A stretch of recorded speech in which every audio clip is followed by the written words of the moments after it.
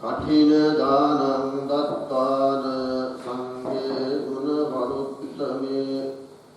හිතෝතින්සේ මහා කප්පේ නාභිජානාමි දුක්ගතින්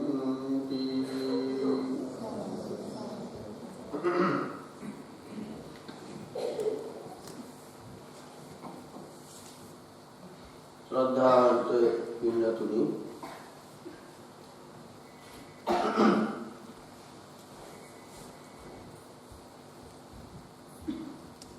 මහා පින්කමක්, මහත්ඵල මහා සස්දායි පින්කමක්, අටමහා කුසලයන්ගේ පළවෙනි පින්කම සිද්ධ කරලා එහි අවසාන භාගයේ මේ ගත වෙනවා.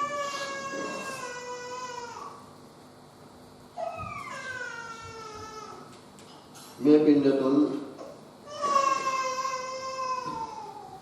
අනිකුත් පින්කම් වලට වඩා ඒ ශ්‍රද්ධාව නිසා මේ කටින පින්කම් කෙරෙහි බහුල වශයෙන් යොමු වීමේ ස්වභාවයක් තියෙනවා. ඒක අද ඊයේ එකක් නෙවෙයි, පුරාණයේ පටන්ම ඒ ආකාරයි.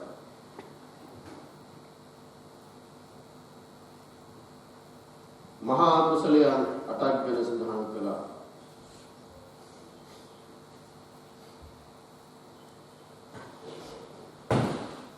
කටින පූජාව, අටපිරිකර පූජාව, ඒ වගේම සංඝසතු දානමය පුණ්‍ය ක්‍රියාව, බුදු පිළිම කරවීම, සංඝාවාස කරවීම, ඒ වගේම ඔය වැසිකිලි පහස්කම් ආදී කරවීම, ඔය ආකාරයට අටමහා කුසල් ගණයට ගැනෙන කාරණා 8ක් තිබෙනවා. එහි මුල් මේක තමයි කඨිනිය කියලා කියන්නේ.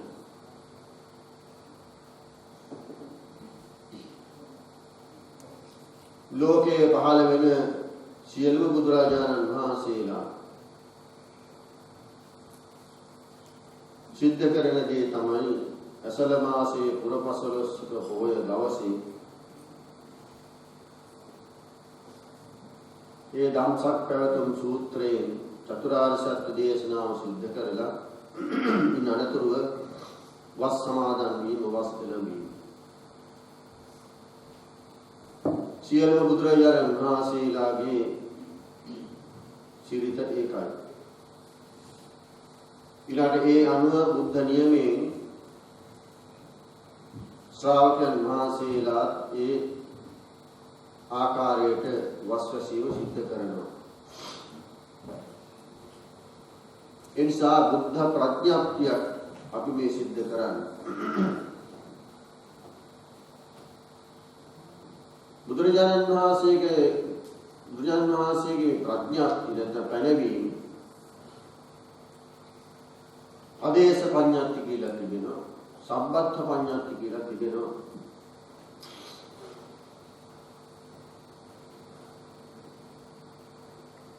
ආදේශ පඤ්ඤාති කියලා කියන්නේ ඒ ප්‍රදේශවලට විශේෂ වූ පැනවීම තියෙනවා.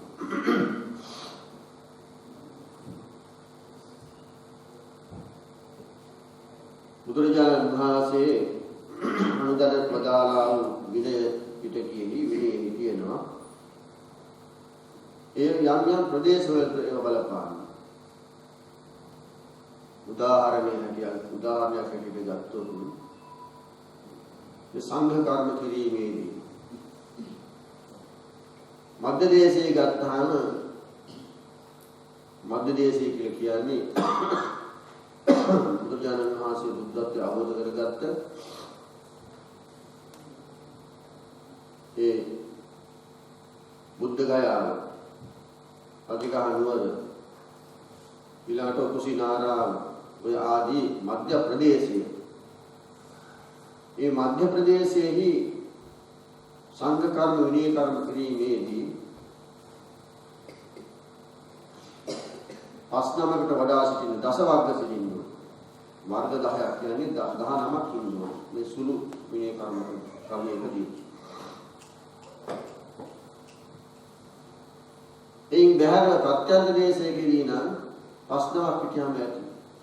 දැන් සීමා සම්මතයක් ගත්තොත් සීමාව සම්මත කරන්න ප්‍රශ්නවකින් පුළුවන්කම තියෙනවා. ප්‍රත්‍යක්ෂ දේශවලදී මධ්‍ය දේශයෙන් බෑ. නමුත් මධ්‍ය දේශයේදී හිම බෑ. දසනමක් ඉන්නවා. ඒ වගේ තියෙනවා ආදේශ පඤ්ඤාති වශයෙන්. බුදුරජාණන් වහන්සේ බුද්ධත්වයට අවබෝධ කරගත්ත මේ ඉන්දියාවේ බුද්ධ ගයාව ඇතුළු ඔය ප්‍රදේශ එක කාලයකට බොහොම කටුකයි.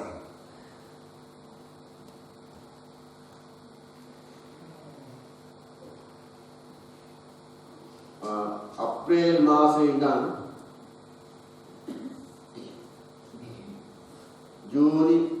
ජූලි විතර වෙනකම් අධික රස්නියක්. ඒ රස්නේ කාලෙට හරිම අමාරුයි. ඊළාට ඒ කාලයට වතුර අඩුයි. ඒ නිසා බුදුරජාණන් වහන්සේ ශික්ෂාපදයක් පනවලා තියෙනවා මේ වතුර අඩුකම නිසා විශේෂ කාරණාවක් නොමැතිනම් මේ ස්වාමීන් වහන්සේලාට පනවපු නීතිය විශේෂ කාරණාවක්. ඒ කියන්නේ ගමනක් බිමනක් ගිහිල්ලා නෙවෙයි නම් විහාරස්ථාන විතර නම් ඉන්නේ. ඊළාට විහාරස්ථානයේ ඔය පිළිසකර කිරීම ආදී වැඩක් කරලා නැත්නම් නාන්න බෑ. දවස් 15කට මෙහා නාන්න බෑ.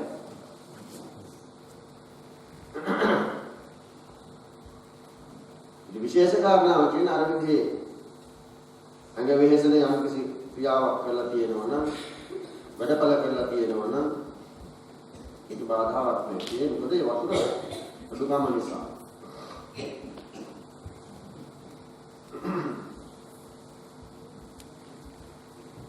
ඔය විදිහේ පැනවීම තිබෙනවා. සබ්බත් පඤ්ඤාති කියලා කියන්නේ කොහේ හිටියත් ඒ පැනවීම එකයි.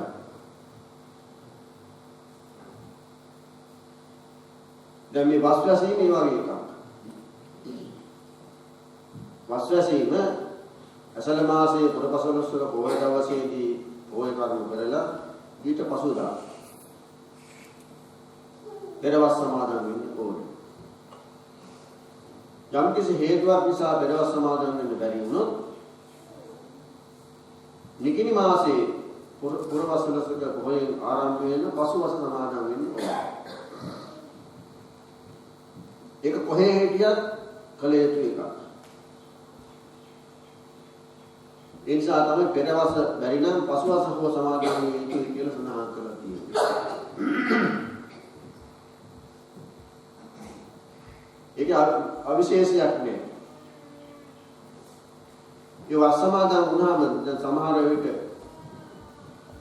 ඒ වස් සමාදන් වූ තැන ඒ ප්‍රදේශයේ ගම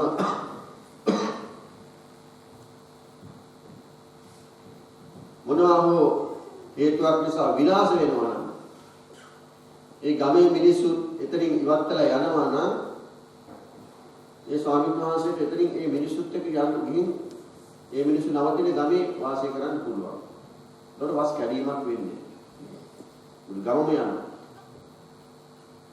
ජීවිත අනුතරක් නිසා එහෙම යනවා. එහෙම නැත්තම් යන්න පුළුවන් කමක් නෑ. එතකොට ওই විදිහට පෙරවස පසුවස කියලා දෙකක් තියෙනවා. කටිනියක් අනුදැන වදාarලා තිබෙන්නේ මේ පෙරවස සමාදන් වුණු ස්වාමීන් වහන්සේලාට.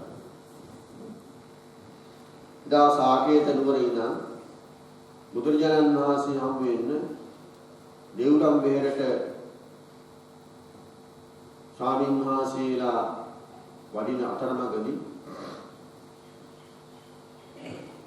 නාසීලාට විලාවට යන්න බැරි වුණා.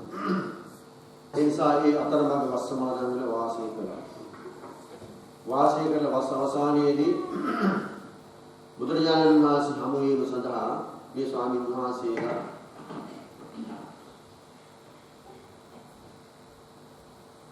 30 දෙනෙක් පමණ මේ ස්වාමීන් වහන්සේලා පිරිස වැඩම කළා. ස්වාමීන් වහන්සේලාගේ නැත්නම් භික්ෂුන් වහන්සේලාගේ මේ අඳුම් කට්ටලිය ගත්තාම තුන් සිවුරක් කියලා දෙවෙන්නේ. දෙපට සිවුර, තනිපොට සිවුර, අඳිනේ. ඒක තමයි මූලික සිවුරු තුන. ඒ සිවුරු තුන අනිවාර්යෙන් තිබිය යුතුයි. අතිරේකයක් නැහැ. උතන මේ ස්වාමීන් වහන්සේලා පිරිස බුදුරජාණන් වහන්සේ හම් වෙන අවසානයේදී වඩිනකොට අතරමඟදී මහා වැස්සකට ආ වුණා. ඒ ආවරණයක් නැහැ. දැන් වැස්සට අවුලා තෙමිලා මේ කෙත්තෙච්ච සිවුරු පිටින්ම තමයි ගිහිලා බුදුහාරෝ හම්බුනේ. බුදුරජාණන් වහන්සේ හමු වෙලා ඉතින් උන්වහන්සේ සුවද ඇහුවා. ඉතින් වෙන අපහසුතාවයක් නැහැ. මෙන්න මෙහෙම දෙයක් වුණා. අපි එන අතරමඟදී මහා වැස්සක් අහු වුණා. ඒ වැස්සෙන් දැන් හොඳටම තෙමිලා අපි ඉන්නේ. ඒ වෙලාවේ බුදුරජාණන් වහන්සේ කල්පනා කළා මේ ස්වාමීන් වහන්සේලාට අතිරේක සිවුරක් පරිහරණය කිරීමේ අවසරය ලැබිලා තිබුණා නම් මෙහෙම වෙන්නේ නැහැ. මේ සිවුරු පැත්තකින් කියලා ඒවා වේලෙන්නේ දාලා අවශ්‍යක දැනගන්න තිබුණා. මේ පෙරවස් සමාදන් වූ ස්වාමීන් වහන්සේලා. ඒ නිසා ඒක ආරම්භ කරගෙන කටිනිය කියන එක නියම කළා. කටිනියක් ලබන්න පෙරවස් සමාදන් වූ ස්වාමීන් වහන්සේලාගේ සුදුසු භාවය අනුමත කළා. ඒ අනුව තමයි මේ කටිනිය ආරම්භ වුනේ. ඉතින් හැම බුදුරජාණන් වහන්සේලාගේ කාලයේදීම මේ විදිහට කටිනිය කුමක් හෝ හේතුවක් අරමුණු කරගෙන බුදුරජාණන් වහන්සේ ඒක නියම කරනවා. ඒ අනුව ස්වාමීන් වහන්සේලා ඒ විද්‍ය ශික්ෂාපදයේ එලෙසින් පවත්වාගෙන යනවා. එනිසා මේක බුද්ධ නියමයක් වගේම බුදුරජාණන් වහන්සේ අනුදැන වදාළ විද්‍ය ශික්ෂාපදයකට අනුගත වීමක් නිසිද්ධ වෙන්නේ. ඒතර සමාදන් වීමේදී ගිහි පින්නතුන් ආරාධනා කළා නොකල සමාදන් වීම ස්වාමීන් වහන්සේලාගේ ඒ විනය ප්‍රඥප්තිය අනුව කටයුතු කිරීමයි. ඒක අනිවාර්යෙන් කරන්න ඕනේ. සමාදන් වුණාට පස්සේ යම් කිසි කෙනෙක් ශ්‍රද්ධාවන්ත කෙනෙක් මේ කාරණාව දැනගෙන වසවසානයේදී මෙහෙම චීවර පූජාව සිද්ධ කරනවා. ඒක තමයි කටිනිය වෙන්නේ. මේ පින්නතුන් ඉතින් හැම වර්ෂයේදීම මේ කටිනිය ගැන අහනවා. කටිනිය කියන එක වචනාර්ථයේ වශයෙන් ගත්තහම කටිනිය කියන්නේ බොහොම කටුක දෙයක්, බොහොම තද දෙයක්. ඒ තදයි කියලා කියන්නේ කුසල සම්පත්තිය අනුව. කුසල චේතනා මහත්ය නිසා. දැන් මේ කුසලය හිතු වෙලාවට කරන්න පුළුවන් එකක් නෙවෙයි.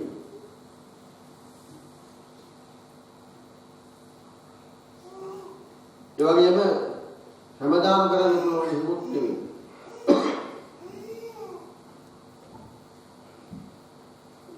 ස්වාමීන් වහන්සේලා මහා රාශියක් ඉන්න තැනක අපි හිතමු 100ක් නමක් නම් ඒ 100ක් නමක් වෙනුවෙන් කටින 100ක් දෙන්න පුළුවන් කමකුත් නෑ. 1000ක් හිටියත් එහෙමමයි. 1000ක් හිටියත් එක කටිනියයි පූජා කරන්න පුළුවන් මේ විහාරස්ථානය. ඒ නිසා මේක දුර්ලභයි. සාමාන්‍ය චීවර වශයෙන් පූජා කරනවා නම් කැමති කෙනෙකුට කැමති පමණක් පූජා කිරීමේ හැකියාව තියෙනවා. නමුත් කටිනිය කියන එක එහෙම කරන්න පුළුවන් එකක් නෙමෙයි. ඊළාට කටිනියක් පූජා කිරීමේදී කටිනිය ඒ කටින පූජාව සඳහා පරිසරය හරියට සකස් වෙලා තියෙනවා. ඒ සකස් වීම තමයි ස්වාමීන් වහන්සේලා පෙරවස් සමාදන් වෙලා සිටින්න ඕනේ. ඊළඟට ඒ පෙරවස ආරක්ෂා කරගෙන මහා පවාරණී කරලා ඒ අවශ්‍ය සුදුසුකම් වලින් යුක්ත වෙන්නට ඕනේ. වප්මාසී පුරපසළොස්වක පොහොය දවසේ මේ මහා පවාරණී තිබෙනවා. පෙරවස් පවාරණී. ඒ පවාරණී පවාරිත වෙන්න ඕනේ. ඒ අනුව තමයි කටිනියක් පූජා කරන්න අවස්ථාව ලැබෙන්නේ, කටිනියක් ලබා ගන්න අවස්ථාව ලැබෙන්නේ. ඒ නිසා මේක බොහොම දුර්ලභ කාරණාවක්. බුදුරජාණන් වහන්සේලාගේ පහළ වීම අතිශයින්ම දුර්ලභයි. ඒ බුදුරජාණන් වහන්සේගේ පහළ වීම වගේම මහා සංඝ රත්නයත් අතිශයින්ම දුර්ලභයි. බුදුරජාණන් වහන්සේ කෙනෙක් පහළ වුණු කාලයකදී නමුත් සංඝයා ලබා ගන්න නොහැකි නම් කටින පූජාවක් සිදු කරන්න බෑ. මොකද මේක උච්චලික දෙයක් නෙවෙයි, සංඝයා විශේෂ කරන පූජාවක්. විනය කර්මයක් මගින් ඉදිරි කටයුතු සිද්ධ වෙන එකක්. ඒ නිසා මේක බොහොම දුර්ලභ අවස්ථාවකට කරුණු රාශියකට විය යුතු අවස්ථාවක්.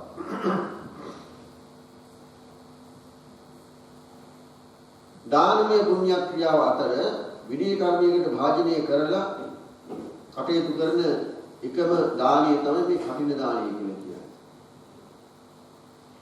දැන් සාමාන්‍ය වශයෙන් සිවුරු පිළිකර පූජා කරාම ඒවා මේ කර්ම වාක්‍ය කියලා එහෙම විනය කර්ම කියලා එහෙම බාර දීමක් නෑ.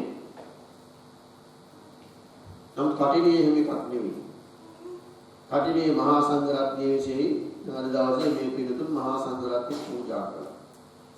ඒ මහා සංඝ රත්නයේ සීමාවට වැඩම කරලා ඒ විහාරස්ථානයේ වැඩ වාසය කළා වූ ස්වාමීන් වහන්සේලාගේ සාමූහික එකඟතාවයෙන් යුක්තව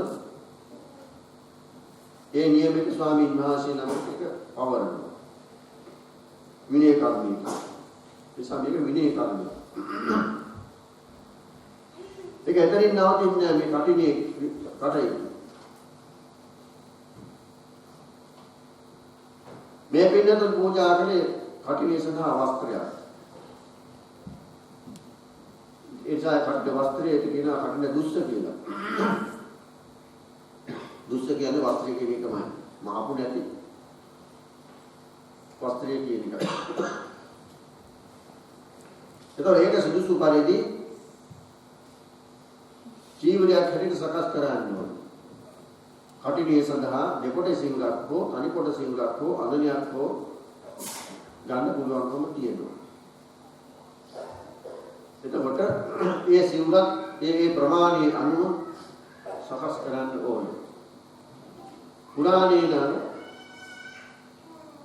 මේ සිවුරු මැසීමේදී සිවුරු කැපීමේදී බොහෝ විට සුදු රෙද්දක් ගන්නේ අරගෙන ඒකේ නූල් ගහනවා. අර මේ කහ පාට හරි පඳු පාට දියකල අරගෙන නූලක් හදලා ඒ නූල තියලා මැනලා හරියට නූල තියලා තමයි ඉර හදාගන්නේ. එහෙම හදාගෙන ඒ අවශ්‍ය තැනදී කපන්න ඕනේ. අඩ වශයෙන් කෑලි කෑලි කපන්න ඕනේ. කඩ පහ හෝ හත හෝ ඔය විදිහේ දෙකෙන් බෙදෙන්නේ නැති ගානකින් ඔන්න මේ කපා ගන්න. එහෙම කපලා ඊට පස්සේ ඒක මහන්න ඕනේ. මහලා ඊට පස්සේ පඳපවන්න ඕනේ. ඒ මැසීමේදී ඒ මහානකොට මැසිය යුතු සියලු කොටස් මහන්න ඕනේ. ඊට පස්සේ ඒක පඳපවන්න ඕනේ. පාට පවන්න ඕනේ. ඒ පාට පොවලා ඊළඟට ඒ පැවරීම ලබා ගත්තා ස්වාමීන් වහන්සේ විසින් කර දේවා කියනවා. කප්ප බින්දු කියලා එකක් තියෙනවා. කප් බින්දුව කියනවා කියන එක කියන්නේ යම් කිසි කහට තිබෙන පොලියක් අරගෙන ඒ මනින ක්‍රමයක් කියවෙනවා මනලා එතන රවුමක් දානවා. ඒක දුබ්බන්න කරණත්තන් කප්ප බින්දුම් කරනවා කියලා කියන්නේ. දුබ්බන්න කරණත්තන් දුර්වර්ණ කිරීම සඳහා. ඒතර ඒ කප් බින්දුව තිබ්බාම එක පැත්තකින් ඒකේ සලකුණක් ඒ කප් බින්දුව තියනවා කියන්නේ ඒ කරන්නේ. ඒ සලකුණ කියලා කියන්නේ ඒ ස්වාමීන් වහන්සේලාගේ මේ අතේ වියත ගත්තාම වියත එක එක ආකාරයි. ඒ නිසා ඒ ආයත ස්වාමීන් වහන්සේගේ වියත අනුව තමයි මේ සිවුරේ කොණෙන් මනල අරගෙන කප්පිදුව තියෙන්නේ. එතකොට ඒක මාළු වෙන්නේ.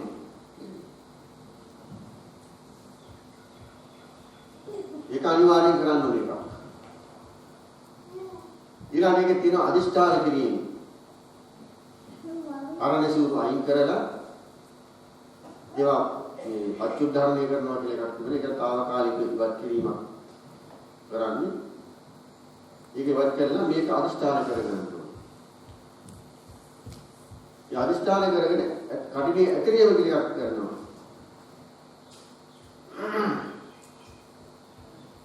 ඒ ඇතිරීමේ කියන්නේ ඒක පරිහරණය කරලා සඳහා බාර අරගෙන පරිහරණය කරනවා කියන එක.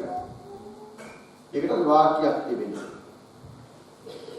මේ හැම එකටම විනය වාක්‍යයක් තියෙනවා. මේ සිවුරු පරිහරණය කිරීමේ. දැන් මේ පින්නතුන්ගේ අඳුමක් ගත්තොත් එහෙම ගත්ත කපටින් ගත්ත මේක එහෙම කරන්න බෑ. අලුතෙන් සිවුරක් ගත්තොත් ඒ අලුත් සිවුරේ ඒ කප්ප බින්දුව තියන්න. ඊට පස්සේ ඇදින අදිෂ්ඨාන කිරීම කියනවා. පරිණිම විකප්පණය කරන්න. පච්චුද්ධාරණය කරන්න. කොයි විදිහේ කාරණා රාශියක් මේ කටිනේ විතරක් නෙවෙයි. ඒවන පොදුවේ ගත්තාම හැම දෙයකම තියෙනවා. එතකොට කටිනේ වශයෙන් ගත්තාම මේ කාරණා රාශියක් අනිවාර්යෙන් සිද්ධ වෙ යුතුයි. ඒ නිසා තමයි මේ දුර්ලභ වෙන්නේ.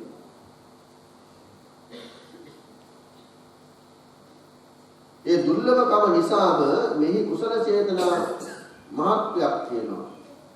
කුසල චේතනා රාශිය වැඩි. මේ සඳහා පේවීම වැඩි.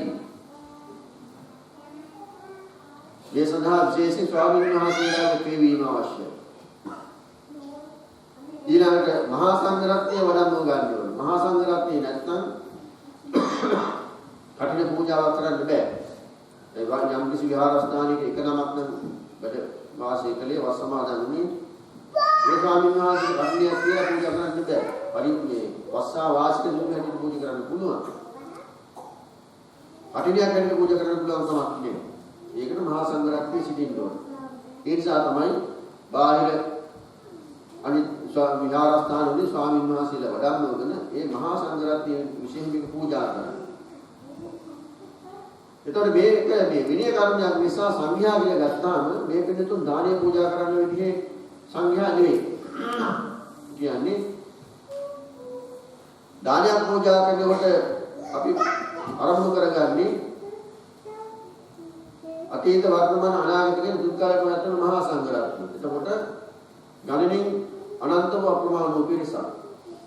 නමුත් ඒ පින්කම සඳහා ඉදිරිපත් කර ගන්නා ස්වාමීන් වහන්සේලාගේ ගණන සමහර එක නමක් වෙන්න පුළුවන් දෙනමක් වෙන්න පුළුවන්. ඒ කියන මහා සංඝ රත්නය එතන වෙනයි. මේ විනය කර්මවලදී සංඝයා කියලා ගත්තාම මේක වෙනයි. විනය කර්මවලදී සංඝයා වශයෙන් ගත්තාම මේ කඩින පින්කමකදී 5 නමක් ඉන්නන අඩුම ගන්න. ඒතොර මේ 5 නමකින් පංචවාර්ගීය සංඝයා සිටිනවා නම් තමයි මේ කටිනේ පූජා කරන්න පුළුවන්කම තිබෙන්නේ. කටිනියක් දෙන්න පුළුවන්කම තියෙන්නේ. ඒ නිසා මේක දුර්ලභයි. සාමාන්‍ය වශයෙන් දානයක් දෙනවා නම් එක ස්වාමීන් වහන්සේ නමක් වඩම්මන සංඝයා විශ්ේ දානි පූජා කරන්න පුළුවන්. නමුත් මේක එහෙම කරන්න දෙයක් නෙවෙයි.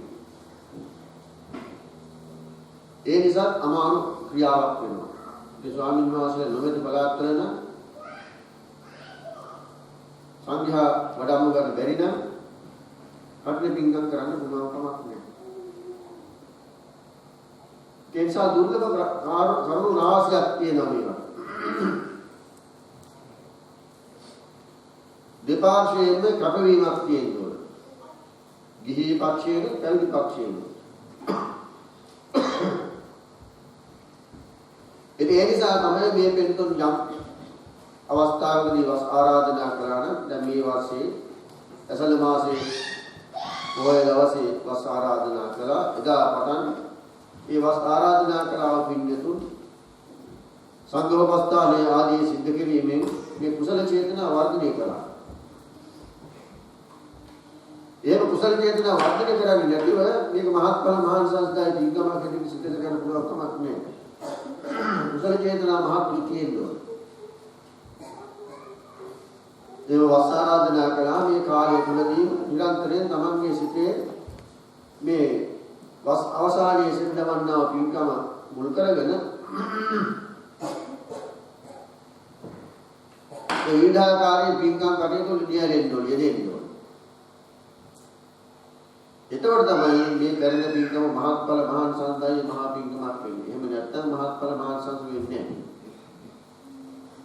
ඉතින් ඒ අනුව මේ පින්යතු දැන් මේ වාසයේ වස් ආරාධනා කරලා මේ මාස තුනේ වීම දිනපතා බෙදාගෙන විහාරස්ථානයට ඇවිල්ලා සංඝෝපස්ථානයේ කරමින් කටයුතු කළා. ඒ නිසා තමයි මේ පින්කම මහත්ඵල මහාන් සංස්කාරය එකක් වෙන්නේ. ඉතින් මේක බොහොම දුර්ලභ ගණීය පින්කමක්. ඒ දුර්ලභ ගණීය පින්කමක් නිසාම මෙහි ලැබෙන ආනිසංස සංඛ්‍යාව අනන්තයි අප්‍රමාණයි.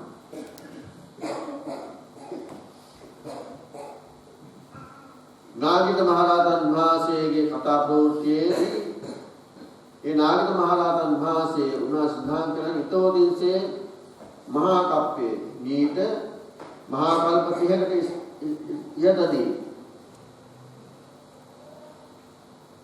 සංඝයා විසේ කටින දායයක් මම පූජා කළා. ඒ සංඝයා විසේ කටින දායයක් පූජා කිරීමේ ආනිසංස බලය නිසා නාවිජානාමි දුක්ගති. මම දුගතියක් දැක්කේ නෑ. දුගති ඥානුනේ නෑ. ඒක මහා කල්ප 30ක් පොඩි කාලයක් නෙවෙයි.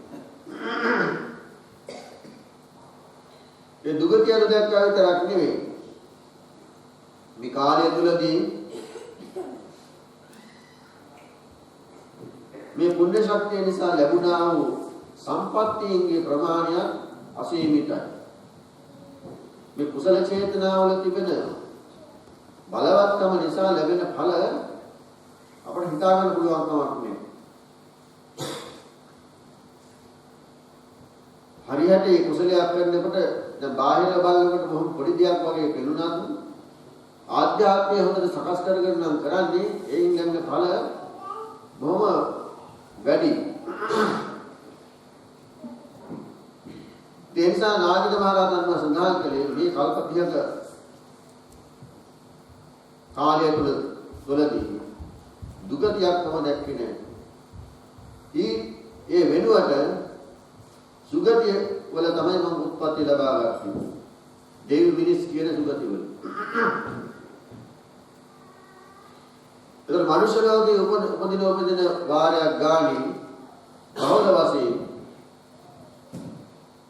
ඔය චක්‍රවර්ති රාජ සම්පත්, ප්‍රදේශ සම්පත්, ඔය ආදී වශයෙන් රාජ සම්පත් ලැබලා තියෙනවා. දිව්‍ය ලෝකවල උපදින වාරවලදී සක්‍ර සම්පත් ලැබිලා තියෙනවා. ඒ නිසා ඒ විවිධාකාරයෙන් සම්පත්තින් ලැබිලා තියෙනවා. ඒ සම්පත් ලැබීම නිසා ඒවම උපයෝගී කරගෙන තව තවත් පින්කම් කටයුතු දෙන්න අවස්ථාව ලැබෙනවා. එතකොට උත්පත්ති වශයෙන් මනුෂ්‍ය ලෝකයේ හෝ මේ දිව්‍ය ලෝකයේ හෝ කෙනෙකුට උපදින්න ලැබෙනවා නම් ඒක භාග්‍යයක්. ඒ භාග්‍යයක් වෙන්නේ එහෙම උත්පත්තියක් ලැබුණොත් තමයි මේ ජීවිතේ තව දියුණු කරගන්න හැකියාව ලැබෙන්නේ. දුගතියෙන් බැහැරුණොත් විතරයි. ඒ නිසා අපි යම් දියුණුවක් බලාපොරොත්තු වෙනවා නම් ඒ සඳහා යහපත් උත්පත්තියක් උමනා වෙනවා. සුගතියක් වුණා වෙනවා. ඒ සුගතිය ඉබේ ලැබෙන එකක් නෙවෙයි. ඒකට අපි සුදුසුකම් ලබා ගන්න ඕනේ. ඒ සුදුසුකම් තමයි මේ ආකාරයෙන් සිද්ධ කරගන්න කුසල ක්‍රියාව. එතකොට ඒ නාගික මහ රහතන් වහන්සේ සඳහන් කළේ ඊළඟට මේ අන්තිම භවයේදී රාහත් වීම දක්වාම මේ කලාව කුසලයේ විපාක විඳිනේ කළා. ඒ විපාක තාම ඉවර නැහැ. තවත් තිබෙනවා. නමුත් මේ අන්තිම භවයේ ඒ නිසා මේ භවයෙන් ඊට පස්සේ යන්න ගමනක් නෑ. ඒක මේ තරම් කාලයක් මේ පුරුෂ ශක්තියේ ඵලය විඳලා තියෙනවා. ඉතින් ඒ නිසා බින්වත්නි මේ පුණ්‍ය ක්‍රියාව ඊටම ගෞරවයෙන් සැලකිල්ලෙන් ලොකු භක්තියකින් කළ යුතු දේවල්. ධර්මයේ ගැන අවබෝධය ඇති වෙන්නේ මේ තියෙන අගේ වටිනාකම තේරුම් ගන්න පුළුවන්කම තියෙනවා. ඒ නිසා කටින පින්කම් කියන ඒවා ඊටම වටිනා ඒවා. බුද්ධෝත්පාද කාලයේදී පමණක් සිද්ධ කරගන්න ලැබෙන පින්කම් වීම. සමහර විට ශ්‍රද්ධාව අඩු කෙනෙකුට පෙරෙන හැටියට හිතෙන්න පුළුවන් මේ මහ සුළු දේවල් එහෙම නැත්නම් මේ තරම් මොකටද ඒවට මහන්සිය දෙන්නේ. මේ තරම් කපීම කැටි කරන්නේ මොකද මේ සිවුරක් පුරනවා. එහෙම හිතෙන්න පුළුවන්. බාහිර වශයෙන් පේනකොට එහෙමයි පේන්නේ. නමුත් මේකේ ආධ්‍යාත්මික පැත්ත තමයි අපි බලන්න ඕනේ. ඒකෙන් ලැබෙන ශක්තිය. ඉතින් ඒ නිසා තමයි හැම වර්ෂයේම කට්ටික පින්කම් වලදී තමන්ට යම් පින්කමකට සහභාගී වෙන්න ලැබෙන හැම පින්කමකටම යොමු වෙන්න ශ්‍රද්ධාවන්ත පින්නතුන් මේ මහන්සි ගන්න.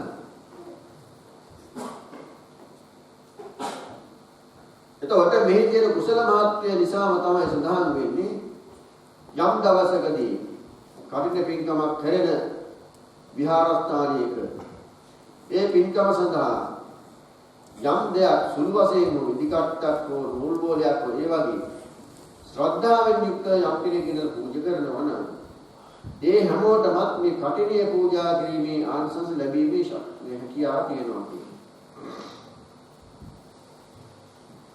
ඒක විශේෂයි. ඒක විශේෂයි. අනිත් පින්කම්වලදී එහෙම වෙන්නේ නැහැ. එහෙම වෙන්නේ නැහැ. ඉතින් ඒ නිසා මේ කුසල චේතනා මහත්ය නිසා තමයි මෙහි මහත්ඵල මහාන්සස් භාවය ලැබෙන්නේ. දැන් මේ පිළිතුරු මාස 3ක් තිස්සේ විවිධාකාරයෙන් විහෙස මහන්සි වෙලා මේ පින්කම් කටයුතු කළා.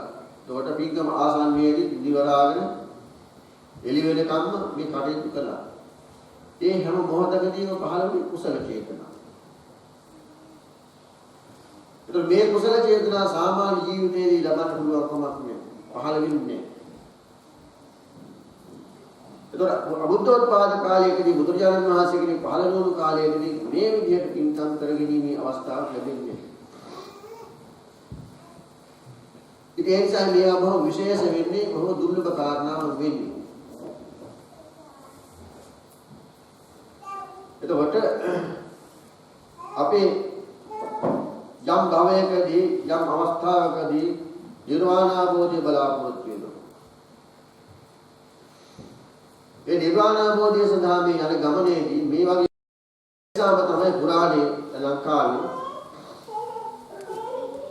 රජවරු තමයි මේවා කළේ. සාමාන්‍ය මහජනතාව කතාවට අවස්ථාව දුන්නේ නැහැ. රජවරු තමයි මේ බායාගෙන කළේ. කියන්නේ මේ පින්කම් වලදී වටිනාකම එයාට ගන්න නිසා. ඒ නිසා රාජරාජ මහා මාත්‍යවරු බොහොම උමනාවෙන් සැලකිල්ලෙන් කළා වූ පින්කම් මේ පින්නතුන් මේ සිද්ධ කරන්නේ.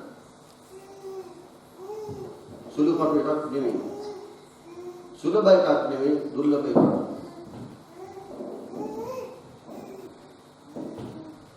අපට මේවා කරගන්න ලැබුණේ මේ යහපත් මනුෂ්‍ය ජීවිතයක් ලැබීම නිසායි. යහපත් පරිසරයක් ලැබීම නිසායි. එහෙම නොමැතිනම් මේ වගේ පින්කම් වලට අපට යොමු වෙන අවස්ථාවක් ලැබෙන්නේ. ඒත් එක පැත්තකින් සසර වශයෙන් යම් භාග්‍යයක් ලැබිලා තියෙනවා. මේ භාග්‍ය නිසා තමයි මේ ආකාරයට මේ පිළිතුරු මේ පින්කම් සඳහා යොමු වීමේ අවස්ථාව ලැබිලා තියෙන්නේ. ඒ සසර වශයෙන් භාග්‍යයක් නොමැති නම් සසර යම් පුරුද්දක් නොමැති නම් කොයිතරම් පාසුකම් තිබුණත් පිටක් පහළ වෙන්නේ. අද මේ විහාරස්ථානයේ කර්ණ පින්කමට බොහෝ දෙනෙක් සහභාගී වුණා. සහභාගී නොවෙච්ච කොච්චර අය ඉන්නවා. සහභාගී නොවෙච්ච කොච්චර අය ඉන්නවා. මේ වගේ පින්කමට එනවා කියලා අනිත් වැඩ ඔක්කොම පැත්තකින් තියලා එන අය වගේම වෙන වෙන දේවල් වලට යොමු වෙන අය අනන්තයි අප්‍රමාණයි. නිවාරණය කියයි නේද? එහෙම නැත්නම් වෙන මොකක් හරි වෙන මොකක්ද තියනවා කියයි. එහෙම නැත්නම් වෙන මොකක් හරි හේතුවක්. ලෞකික කටයුත්තක්. ඒකෙන් මේ විදිහේ මහත්ඵල මහානිසංසදායි පුණ්‍ය ශක්තිය උදා වෙන්නේ. මේ පුණ්‍ය ශක්තිය නිසා යම් දවසකදී මෙලව අත්හරිනකොට මරණ වේලාවේදී මේ කුසල ශක්තිය හිතට ගන්න පුළුවන් අවස්ථාවක් උදා වුණොත් ඒකාන්තයෙන් මේක සුගතිගාමී වෙන එකක් වෙනවා. සුගතියට යොමු එකක් වෙනවා. ආනන්තරය ආදී පාප කර්ම කරලා නැත්නම් ඒකාන්තයෙන් සුගතිගාමී වෙන පිටක් මේකලි.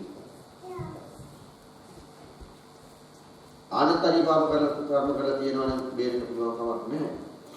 ඉතින් මෙයා යම් සුළු වශයෙන් කළා වූ යම් අකුසල කර්ම තිබෙනවා නම් ඒවා බිඳගෙන මේ කුසලයේ ඉදිරියට ගන්න පුළුවන්කම තියෙනවා. ඒ නිසා ඒ කර්ම පින්කමේ විශේෂත්වයක් තියෙනවා. ඉතින් අපිට මේ භාග්‍ය ලැබුණේ බුදුජානන් වහන්සේ නිසායි. බුද්ධෝත්පාද කාලය නිසායි. එයාගේ බුදුජානන් වහන්සේ මේ ශ්‍රාවක පිරිසක් ඇති කළ නිසායි.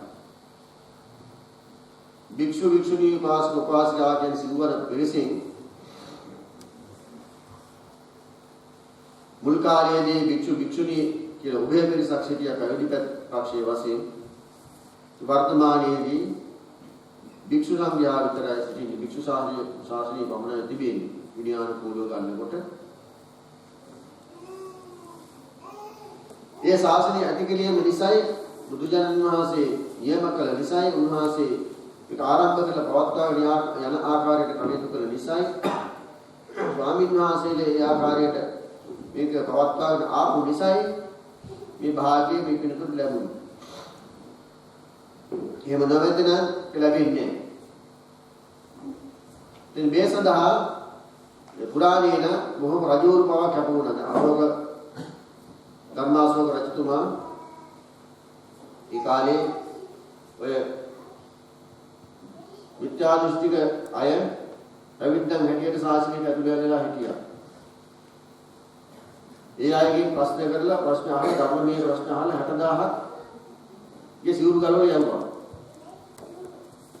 මේ ශාසනයේ අගයටි පවත්වාගෙන යන නිසා ඒ විදිහට රජවරු කළා. මේ ස්වාමීන් වහන්සේලාත් විනයගරු ස්වාමීන් වහන්සේලාත් ඒවන් කඩවා පවත්වාගෙන ආපු නිසා තමයි මේ පිළිතුරු මේ භාග්‍ය ලැබිලා තියෙන්නේ. අපේ ජීවිත සදාහට තියෙනවා නෙවෙයි. එතකොට අපි මෙලව අත්හරිනකොට අපිට පුළුවන්කම තියෙන්න ඕන අපි කළ දේ කුමක්ද කියලා අනුස්මරණය කරන්න. તો මේ විදිහේ පින්කම් කළා කියනවා නම් ඒක අනුස්මරණය කරනකොට ඒක තමයි සුගතියට මඟ වෙන්නේ. පුඤ්ඤං සුඛං ජීවිත සංඛයං විසුණා කලේ ජීවිතයේ අවසානයේදී සුඛං සැපයවන්නේ පුඤ්ඤ පිනයි. ඒ පින් අතර මේ විදිහේ පින්කම් තමයි පළමු තැනට එන්නේ. ඒ නිසා මේ පින් තුන් මේ දරුවනුත් සහභාගී කරගෙන මේ පින්කම් කටයුතු වල යෙදෙන එක තාම වැදගත් වෙනවා. මොකද මේ දරුවන් මේවට යොමු කරවීම අනිවාර්ය කර යුතුයි. මොකද අපි කල්පනා කරන්න ඕනේ මේ දරුවෝ කියන්නේ මේ සංසාරේ යන ගමනේදී සසර ඇවිදගෙන යන අතරේ තමන් ළඟට ආපු අය. ඒක එයාටගේ සුගතිය ඇති වෙන ආකාරයට කටයුතු කිරීම අවශ්‍ය වෙනවා. ඒ නිසා ඒක වගකීමක්, යුතුයකමක්. බාහිර දේවල් දෙනවට වඩා ආධ්‍යාත්මික දේ අනිවාර්යෙන් ලබා දිය යුතු වෙනවා. එහෙම නැකලොත් ඒක ලොකු අඩුවක් වෙනවා. ඒ නිසා ඒ ගැන වඩාත් කල්පනා කරන්න ඕනේ. මෙලව පැවැත්ම සඳහා බාහිර දේ තියෙන්න ඕන. නමුත් ඊටත් වඩා ආධ්‍යාත්මික පැත්ත තියෙන්න ඕන. බාහිර දේ කොයිතරම් තිබුණත් ඒ ආධ්‍යාත්මය සකස් වෙන්නේ නැත්නම් ඒ බාහිර දේෙන් ජීවිතය සකස් වෙන්නේ සම්පූර්ණ වෙන්නේ නැහැ. ආධ්‍යාත්මික පැත්තෙන් සකස් වෙලා තියෙනවා නම් බාහිර ලොකු දියුණුවක් නැතත් ඒ ආධ්‍යාත්මයේ සකස් වීම නිසා අයහපත කවදා වෙන්නේ නැහැ. ඒ නිසා මේවා අනිවාර්යෙන් මේ දරුවන්ට හුරු කරවීම අවශ්‍යයි. මොකද අනිත් පැත්තෙන් ගත්තාම මේවා ඉදිරියට පවත්වාගෙන යාම අවශ්‍යයි. දැන් මේ විහාරස්ථානය ගමු. මේ විහාරස්ථානයේ කාර්ය මට මේ වැඩි හිටියන්ට නෑ. මේක ඉදිරියට යන ක්‍රමයක් තියෙනවා. ඉදිරියට යන ක්‍රමයක් තියෙනවා. එතකොට ඒ ක්‍රමය තමයි මේවා පරම්පරාවෙන් පරම්පරාවට යන්න ඕනේ.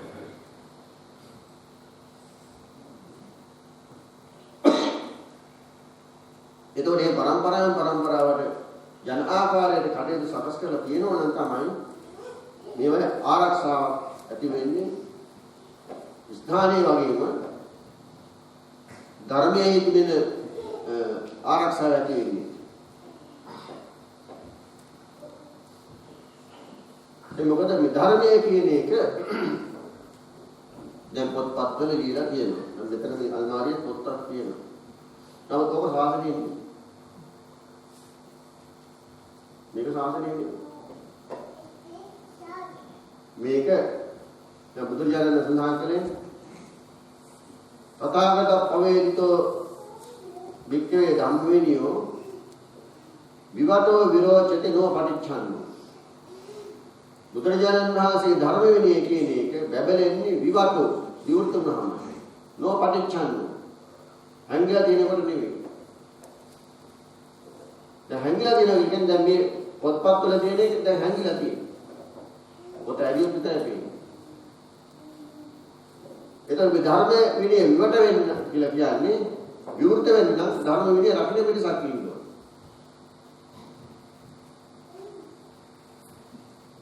එතකොට ධර්ම විනය රකින්න පිටසක් නැත්නම් ශාසනීය ප්‍රවත්මක් නැහැ. તો ශාසනීය ප්‍රවත්මක් නැත්නම්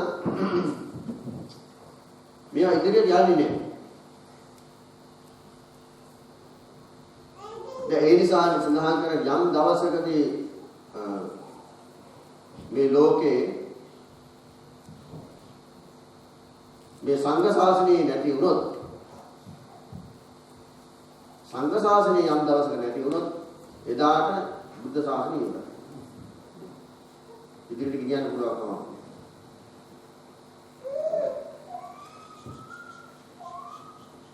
ඒ මොකද මේ සංඝ ශාසනයේ තියෙනවා නම් තමයි සංඝයා තමයි මේ ධර්මයේ ආරක්ෂා කරගෙන ගෙනියන්නේ. ඒක ක්‍රියාත්මක කරවන්නේ. ඒ නිසා සංඝ ශාසනය නොමැති නම් ධර්මයේ එම ක්‍රියාත්මක වීමක් වෙන්නේ නැහැ. දැන් සමහරට වර්තමානයේ යම් යම් ඇත්තෝ ඉන්නවා මේ එක එක අනුශාසකයෝ ඉන්නවා. සංඝයාගෙන් බැහැරව අනුශාසනා කරන්නේ. නමුත් සංඝ ශාසනයේ නොඇති නම් ඒවා ඉදිරියට යන්න පුළුවන්කමක් නැහැ. මොකද එහෙමනම් බුදුරජාණන් වහන්සේගේ මුලින්ම තිබුණා මේ පැවිදි ශාසනයේ ඇති කරන්නේ නැතුව ඔය ගිහියන් විතර බණ කියලා නිකන්. ගිහියන් විතර බණ කියලා ඒක නතර කරන්න තිබුණා.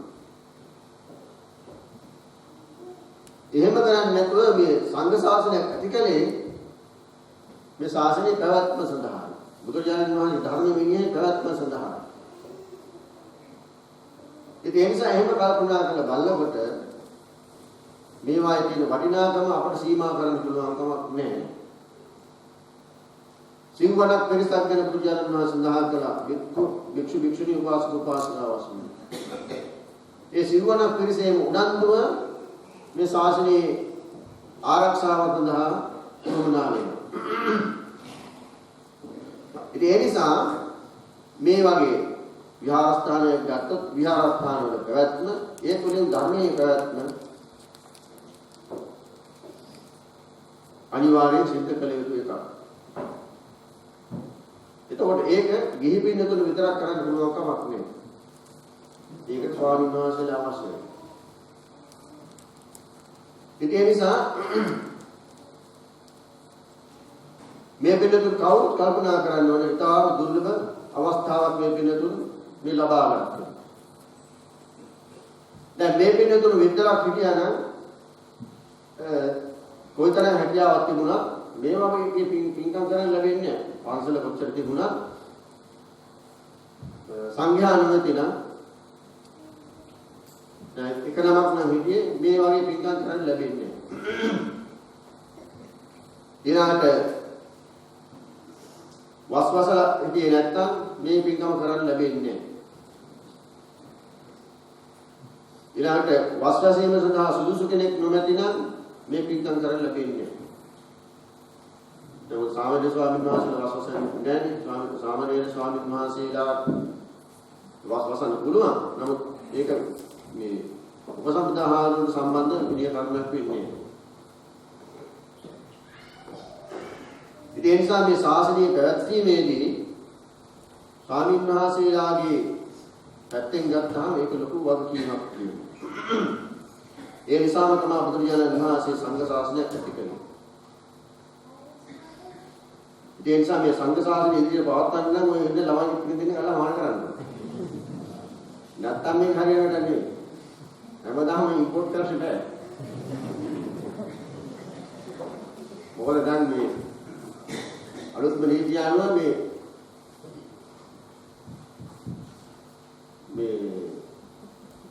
විදේශීය ස්වාමීන් වහන්සේලා ස්ථිර වීසා දෙන්නේ නැහැ.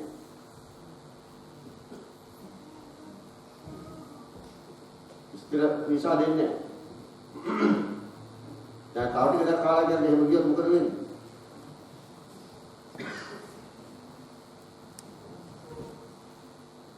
මම දැන් පුරා මේ ළමයි දැන් අපලවත් මොනවද කරන්නේ?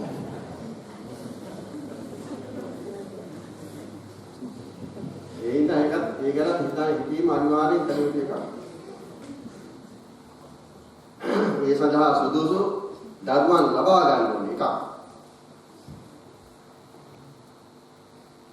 ඒ නිසා තමයි බුදුහාමුදුරුවෝ මේ ධර්ම සම්පතක් හැටියට සඳහන් කළේ. පුණ්‍යවන්ත ධර්මයන් ලබා ගන්න ඕනේ. එහෙම ලබාගෙන ශාසනගත කරන්න ඕනේ. පුරාණයේ ඒ නිසා තමයි විශේෂයෙන් ලංකාවේ වුණාම ඔය ශ්‍රද්ධාවන්තයෝ කොහොම හරි එහෙම බොහෝ ශ්‍රද්ධාවෙන් කැපවීමෙන් කටයුතු කරලා එහෙම පුණ්‍යවන්ත දරුවෙක් ලබාගෙන ශාසනගත කරන්න. ශාසනයේ හිමිකම් ඇති අය වෙන්න. දැන් මේ ඉන්න කවුරුත් ශාසනයේ හිමිකම් කියයි නෙවෙයි. ශාසනයේ අයිතිකාරයෝ නෙවෙයි. ඒ නිසානේ ධර්මාරසෝක රජතුමා සඳහන් කළේ 84000 මෙහෙර විහාර කළා. මහා පුණ්‍ය කටයුතු කළා. ඉතින් ස්වාමීන් වහන්සේලාගේ ඇහුවා දැන් මම මෙච්චර දේවල් කරා මට තිය අයිතිය මොකද්ද කියලා? කිසිම අයිතියක් නැහැ. ඇයි? තමන්ගේ පරම්පරාවෙන් තමන්ගේ සාහලේ ඥාතිවරේ දරුවෙක් මහාන කරන්නේ ශාසනයට ඇතුළු කරන්නේ නැහැ. ඒ ඉන්න තමයි ධර්මාරසෝක රජු ඊළඟට මොකද කරේ? අර තමන්ගේ පුතා දුව දෙන්නම මහාන කරා. එනිසා ශාසනයේ හිමිකම් කියන්නේ නම් අයිතිවාසිකම් කියන්නේ නම් ළමයි වහන කරන්න වෙනවා. නැත්නම් අයිතිවාසිකම් කියන්නේ ඉන්න එපා. ඒ වගේම තමයි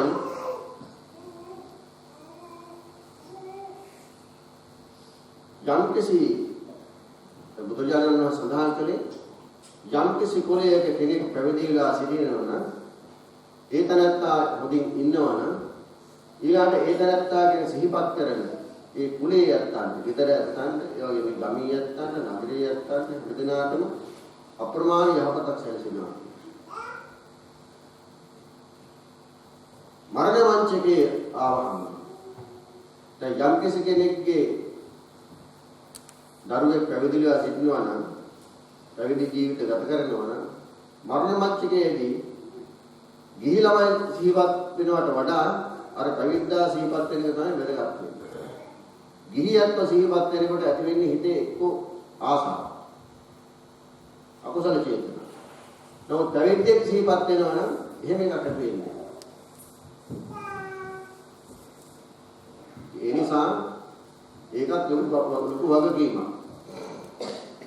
ඒ නිසා පුණ්‍යවන්ත වාසනාවන්ත දරුවන් ලබා ගන්න ඕන. ඒ ලබාගෙන ඊයත්ෝ ශාසනගත කරන්න ඕන. ඒකට ඉතින් ප්‍රමාණවත් ළමයි ඉන්නත් ඕනේ. ඉතින් ඒ නිසා ඒවත් කොහොම කල්පනා කළ යුතු දේවල්. දැන් තායිලන්තයේ බුරුමේ ගත්තාම බුරුමේ ඉන්නව නේද හාමුදුරු ලක්ෂ 5ක් දුන්නා. හාමුදුරු ලක්ෂ 5ක් දුන්නා. තායිලන්තයේ ඒ වගේම තමයි. ඉතින් ඒවයි අනිවාර්යයි. මහාන වෙන්නේ කියන්නේ අනිවාර්යයි. හැමෝම මහාන වෙන්න ඕන. ඒ නිසා තමයි එච්චර ස්වාමීන් වහන්සේලා ඉන්නේ ලංකාවේ අපි ඒක අනුමත කරන්නේ නැහැ. තාවකාලික ප්‍රවිද්‍යාවේ කියන අනුමත කරන්නේ නැහැ. ඒක බුදුහාමුදුරුවෝ අනුමත කරන එකක් නෙවෙයි. බැරිම නම් කෙනාට ඒ බැරි කෙනාට යන්න පුළුවන්. ඒකත් බුදුහාමුදුරුවෝ අනුමත කරන්නේ නැහැ.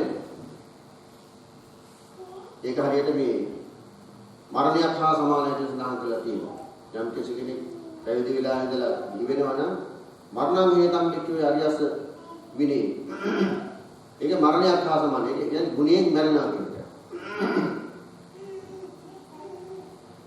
එක. ඒ නිසා ලංකාවේ සාමාන්‍යයෙන් ඒක අනුමත කරන්නේ නැහැ, ප්‍රශංසා කරන එකක් නෙමෙයි. ඒ නිසා මේ ඒ ප්‍රවණතාවයේ ලංකාවේ නැහැ. ඒ කොහොම නමුත් මේ ශාසනය කියන එක රැකෙන්න නම් ස්වාමීන් වහන්සේලා අනිවාර්යෙන් ඉන්න ඕනේ. නැත්නම් ශාසනය රැකෙන්නේ නැහැ.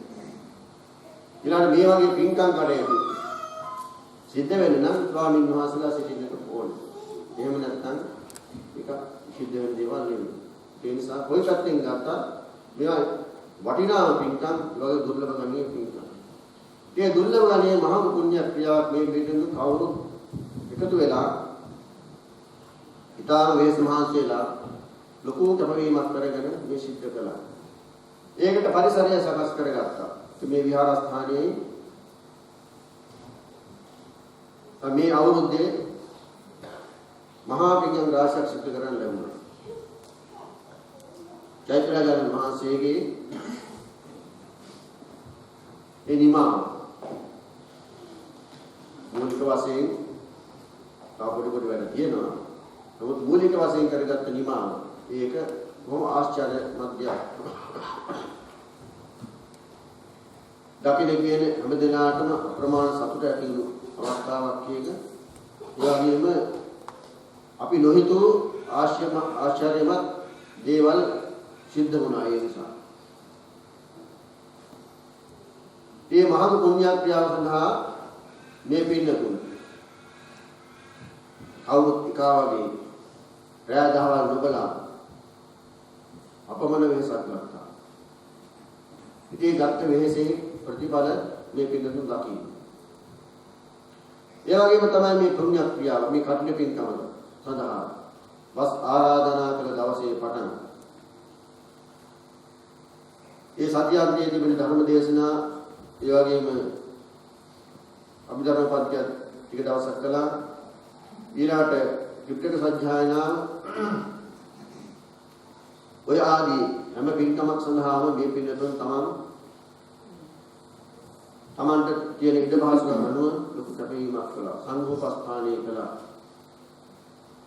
ඒ නිසා අප්‍රමාණ කුසල චේතනා මේ තුලින් පහළ කරගත්තා. ඒ පහළ කරගත්ත කුසල චේතනා රාශියෙහි ප්‍රතිඵලය මේ විදිමින් සිටින්නේ. අද දවසේ උදාසන පටන් මහා පින්කමක් මේ සිද්ධ කළා. ඊයේ දවසේ ගත්තාම මේ දවස් වැස්ස. නමුත් අද දවස ඉතාමත්ම වෙනස් වුණා. ඒ නිසා පරිසරය වශයෙන් ගත්තාම පරිසරයත් මේ කලාව පින්කමට අනුගතව ගත වුණා.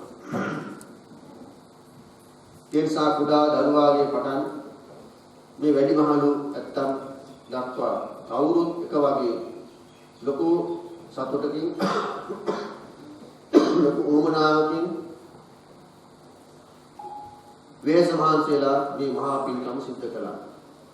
එනිසා හිතන මොහොතක් වාසාම අප්‍රමාණ විතර සතුට ඇති වෙන මහා පුණ්‍ය ක්‍රියාවක් මේ සිද්ධ කළේ.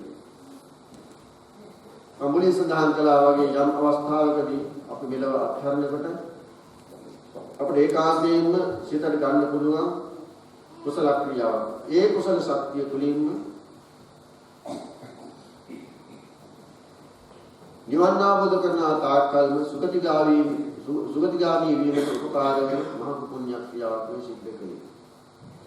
ඉතින් ඒ නිසා කවුරුත් මේ පින්නතුන් එක වගේ හිත සතුට කරගන්න තුන් මාසක් තිස්සේ පවත්වාගෙන ආපු පින්කම් මාලාවේ අවසාන දවස කටින මහා පුණ්‍ය ක්‍රියාව සිද්ධ වුණු දවස. දැන් කොහොම වෙහෙස මහන්සියලා මේ කටයුතු කරලා නිදි වරාගෙන දැන් එහි ප්‍රීතිය සතුට භුක්ති විඳින අවස්ථාව. දීපින්නාදී අපට මේවා ලොකු භාග්‍ය සම්පන්න අවස්ථාවක්. ස්වාමීන් වහන්සේලාටත් එහෙමයි මේ පිළිතුරත් එහෙමයි. බුදුරජාණන් වහන්සේ කෙනෙක් පහළ වූ කාලයකදී මේ ආකාරයට යහපත් මනුෂ්‍ය ජීවිතයක් ලබා ගන්න හැකියාව ලැබීම ලොකු භාග්‍යයක් වෙනවා. ඒ වගේ මේව බුදුරජාණන් වහන්සේ කෙනෙක් පහළ වූ මේ කාලයකදී මේ විදිහට බෞද්ධ ජීවිතයක් ලබාගෙන බෞද්ධයන් වෙලා මෙහෙම රටින් බැහැර පරිසරයක ජීවත් වුණා. සමහර ලංකාවටත් වඩා ඉහළින් මේ පින්කම් කරගන්න අවස්ථාව ලැබීම ලොකුම භාග්‍යයක් වෙනවා. ඒක හැමෝටම ලැබෙන්නේ නෙවෙයි. ඒ නිසා කාටත් එක වගේ සතුටු වෙන්නට පුළුවන් විදිහට අද දවසේ පින්කම් ඉතාම සම්පූර්ණ වුණා. මේ සඳහා වෙහෙස මහන්සි වූ පිරිස දෙපමණයි කියන්න පුළුවන් තමයි. උදා දරුවාගේ පටන් හැමෝම මහන්සි වුණා. ඒ නිසා මේ අනුස්මරණීය පින්කමක් කළේ. මේ කවුරුත් හිත සතුටු කරගන්න මහත්ඵල මහාන් සංස්ථාවේ මහා පින්කමක් සසරට අප්‍රමාණ උපකාර වන මහා පින්කමක් සසරින් මිදීමට උපකාර වන තාම වටිනා මහා පුණ්‍ය ක්‍රියාවක් සිද්ධ කරගන්න ලැබුණා කියලා කවුරුත්. එහෙම සතුටු වෙමින් තව තවත් මේ විදිහේ පුණ්‍ය ක්‍රියාවන් සිද්ධ කරමින් මේ පින්තුන්ගේ ජීවිතය තව තවත් ගුණධර්මයෙන් ජීවු කරගනිමින් ඒ ගුණධර්මයන්ගේ බලයෙන් මෙලෙසින් සිද්ධ කර ගන්නා මේ කුසල ශක්තියන්ගේ බලයෙන් උතුම් වූ නිවන් සුව සැලසේවා කියලා ආකාසට්ඨා ච බුම්මට්ඨා දේවා නාග මහිත්‍තිකා පුඤ්ඤන්තං අනුමෝදිත්වා චිරං රක්ඛන්තු ශාසනං ආකාශට්ඨා චුම්මට්ඨා දේවා නාග මහිද්దికා පුඤ්ඤන්තං අනුමෝදිත්වා චිරං රක්ඛන්තු දේශනං ආකාශට්ඨා චුම්මට්ඨා දේවා නාග මහිද්దికා පුඤ්ඤන්තං අනුමෝදිත්වා චිරං රක්ඛන්තු පින්නත්නි මේ කාලවකවාන තුළදී ප්‍රමාණ කුසල චේතනා පහළ කරගත්තා. ස්වාමීන් වහන්සේලාත් එහෙමයි පිටක සත්‍යයනා ආදී වශයෙන් මේ වස්සමාදම් කාලය තුළදී ධර්මයේ පැත්තෙන් බොහෝ කුසල චේතනා පහළ කරගත්තා. මේ පිළිතුරුත් එහෙමයි. මේ සිල්වාකන් පදවාගත් පොඩි ශක්තිය පළමුවටම මේ විහාරස්ථානයේ අධිග්‍රහිත සිටිනා වූ සියලු දෙවි දේවතාවුන් වහන්සේලා ඇතුළු ලෝකයක් ශාසනයත් ආරක්ෂා කරන්නා වූ පින් කැමති සියලු දෙවියෝ අනුමෝදන් වෙත්වා. එසේලෙසින් පින් අනුමෝදන් වන දෙවියන්ගේ දැහැමි රැකවරණය මේ පින්නතුන් දරුවන් ඇතුළු මේ කවුරුන් කෙරෙහි යොමු කෙරේවා. විහාරවාසී ස්වාමීන් වහන්සේලා කෙරෙහි මේ පින්නතුන් හැමදෙනා කෙරෙහි යොමු කෙරේවා. ඒ දෙවියෝත් පතන බෝධින් අනුතුම් වූ නිවනින් සැනසෙත්වා කියන දහසින් දෙවියන්ට අනුමෝදන් කරවන එක්තාවතා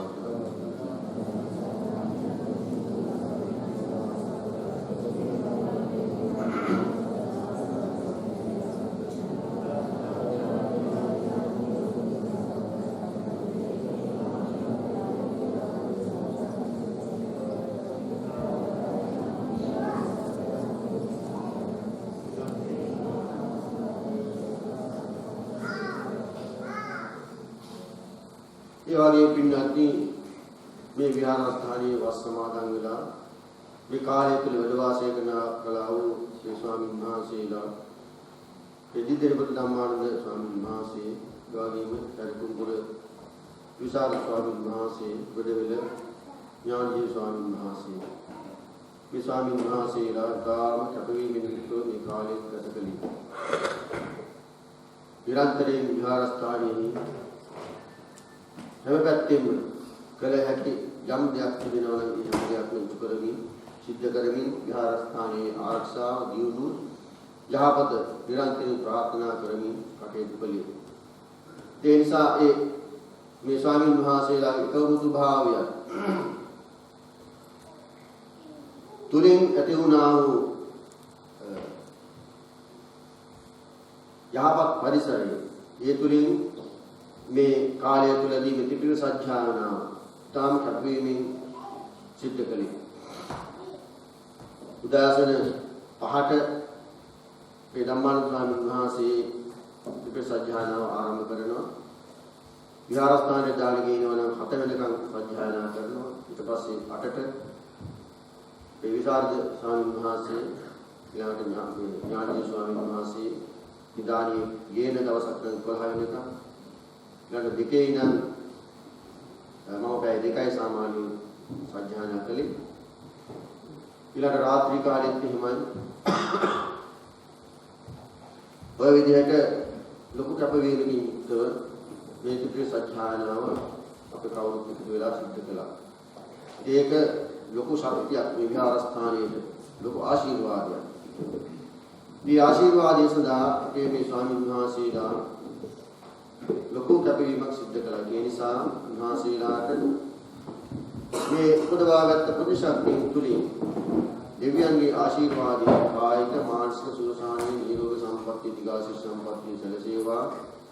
ශාසනික වශයෙන් උන්වහන්සේලාගේ ජීවිත තව තවත් ආලෝකමත් වේවා, භාග්‍ය සම්පන්න වේවා.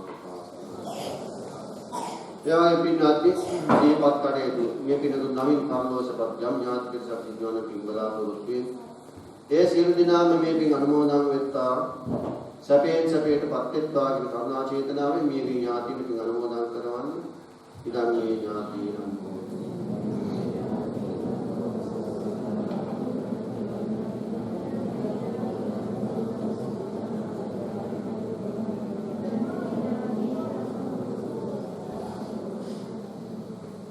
මේ පින්නතුන්ට මෙලෙසින් ආගමික වතාවක් සිදු කර ගැනීම සඳහා මේ ස්ථානයේ ආරම්භ කළ අපවත් වීමදාල සෝමහරන් වහන්සේ ඒ වගේම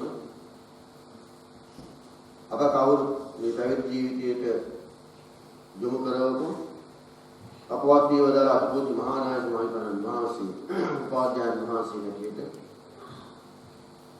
උන්වහන්සේලාට මේ පුණ්‍ය ශක්තිය තුලින් සසර ගමනේ හමුවීම උන්වහන්සේලාගේ යහපත් වේවා වගේම ප්‍රාර්ථනා කරන්නා බෝධින් අනුතුම් වූ නිවනින් සැනසෙත්වා ප්‍රාර්ථනා කරනවා. ඒ වගේම අපේ අතිපූජ්‍ය ලකුහාරන් වහන්සේ තමයි මාර්ග ධර්මයන්ගේ මූලික වශයෙන් ආරම්භ කළ කාර්යය පටන් ශිෂ්‍යයන් හැදීම ඒ ශිෂ්‍යයන්ට නිතර අවවාද අනුශාසනා කිරීම ආදී සිද්ධ කළේ ශිෂ්‍ය පරිපාලනය කළේ විහාරස්ථානීය පරිපාලනය කළේ මානායකමයි පරමහාසේ නිරන්තරයෙන් විහාරස්ථානයේ වැඩ සිටිනේ උන්වහන්සේ බාහිර බොහෝ වැඩ කරන නිසා ඒ ලෝකහරන් මහසේගේ ධෛර්යයේ ශක්තියෙහි ප්‍රමාණය අපට කියන්න පුළුවන් කමක් නැහැ මෙච්චරයි කියලා. ඒ නිසා උන්වහන්සේ අපවන වෙහසක් අරගෙන මේ ස්ථානයේ ඇදුවේ ඒ නිසා තමයි අපේ සෝමහරන් වහන්සේට මේ වගේ ස්ථාන හැදීම සඳහා ඒ ශක්තිය ලැබුණේ. ඒ නිසා මේ වෙනකොට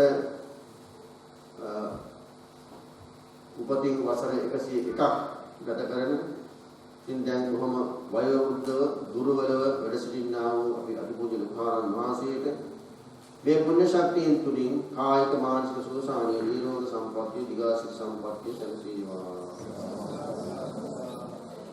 මේ පින්නතුන් හැම දිනාටම මේ දරුවන්ට කාටත් මේ බුදවාගත් පුණ්‍ය ශක්තිය තුලින් මෙලොව වශයෙන් සියලු යහපත අභිවෘද්ධි සැලසේවා. තව තවත් ජීවිත භාග්‍ය සම්පන්න වේවා. පරලොව වශයෙන් උපදින භවයක් වාසා සුගත සම්පත් ලැබීමෙන් කල්යාණ ගුණයත් සත්තු සුකුමන් වීම ආශ්‍රය ලැබීමෙන් සියලු සසර දුක් නිවාරණ උතුම් වූ නිවන් සුව සැලසේවා. පින්පෙන්නාති අද දවසේ මුළු දවසේ මේ පින්තුන් මේ පින්කම් කටයුතු යෙදিলা මහා පුණ්‍ය ක්‍රියාවක් අවසන් කළා. තව ඉදිරියේදී කටයුතු තිබෙනවා. මේ විහාරස්ථානයේ තවත් මේ පිළිසකර කිරීම ආදී කටයුතු බොහෝ තිබෙනවා. ඒ නිසා ඒවත් සිද්ධ කරලා තව මේ තිබෙන අඩුපාඩු සකස් කරගෙන මේ ඉදිකිරීම කටයුතු අංග සම්පූර්ණ කරගන්නට මේ පිනතුන් හැමදෙනාම අධිෂ්ඨාන කරගෙන තමන්ගේ මේ වටිනා කාලය මේ ජීවිතයේදී යොමු කරගන්න කියන මේ කාලය මේ සඳහා යොමු කරමින් මේ කටයුතු ඉක්මනින් සමාර කරන්න අධිෂ්ඨාන කරගනිමු. ඒ සඳහා මේ පිළිතුරු කාටත් මෙලොව වශයෙන් ආයුරාෝග්‍ය සම්පත් විකාශී සම්පත් සැලසේවා. දයි කවුරුත් වන්දනා කරගන්න. අභිවාදන සීලිස්ස නිච්ඡං වද්ධාපචායිනෝ චත්තාරෝ ධම්මා වද්ධන්ති ආයුවන්නෝ සුඛං බලං ආයුරාෝග්‍ය සම්පatti සග්ග සම්පatti මේවච අතෝ නිබ්බාන සම්පatti